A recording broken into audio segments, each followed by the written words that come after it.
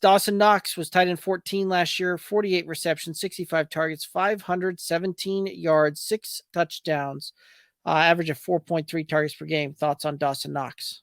Touchdown dependent, right? Like he's just kind of one of those tight end 2 candidates, right? You might have 1 or 2 big weeks out of him, but it's good.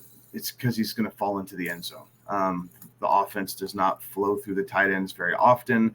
And I think the guy that we're going to talk about after Dawson Knox is probably going to have a bit more as far as route running responsibilities to start with. So I'm not actively searching for Dawson Knox. If you're in a 2 tight end league, then yes, obviously he's going to end up getting picked up. But other than that, feel free to leave him on the waiver wire, and then you can kind of see where it is, because most leagues he's not going to be drafted. Not only that, like you've heard us talk about running back by committee and how receiver rooms are, going to be spread out because of mouths to feed. Like the Bills feel like they have got depth at the running back room. I talked about their running back by committee. The receiver room, we think, there's 2 guys there that can make defenses pay. And then again, in the tight end room, like this feels like a tight end by committee.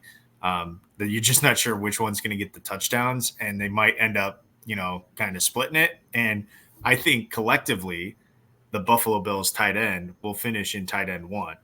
I just think that, unfortunately, the Buffalo Bills tight end is 2 people, and those stats you can't combine on a fantasy football roster. So I think I'm staying actually away from Bills tight ends, because I do think that they're going to hurt each other, vulture each other. Yeah, I mean, it very well could be that they just kind of cannibalize each other.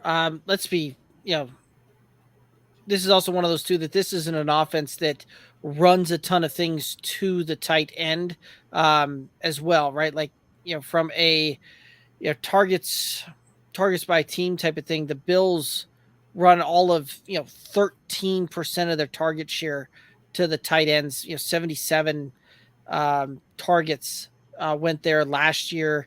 It wasn't much different the year before, where 83 total targets went that way in 21 and 66 went that way in 20.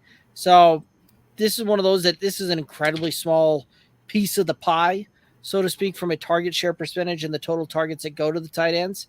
And the fact that you've got both of these guys there, I think they're going to cannibalize it. And at the absolute best, you probably see one of these guys maybe see 35 to 40 targets and come down with 3 or 4 touchdowns, to the point where no thank you. You could potentially try and pick your week and see which way you want to go that way on a streaming deal, but not looking to draft Dawson Knox there.